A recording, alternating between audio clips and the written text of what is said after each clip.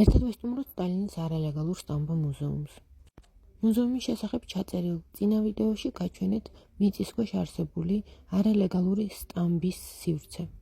ახლა კი მის ზემოთ არსებულ შენობას დაგათვალიერებინებთ. როგორც ვიცით, 1900-იანი წლების დასაწყისში სტამბა სრული დატვირთვით მუშაობდა მანამ, სანამ ჟანდარმერიამ არ აღმოაჩინა არალეგალური სტამბა. აღმოჩენისთანავე სტამბა ააფეთქეს, ხოლო შენობა გადაწვეს. 30-იანი წლების ბოლოს გადაწყდა, რომ ამ ტერიტორიაზე უნდა გახსნილიყო მუზეუმი. დღესდღეობით მუზეუმის სხვადასხვა სივრცეში გამოფენილია სტამბის საქმიანობასთან დაკავშირებული არაერთი საინტერესო დოკუმენტი. აქვეა სტამბაში მომუშავეთა ფოტოსურათები.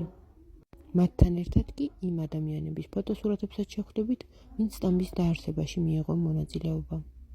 შეგახსენებთ, რომ სტალინის არალეგალური სტამბა მუზეუმი ავლაბარში, კასპის ქუჩის 7 ნომერში მდებარეობს.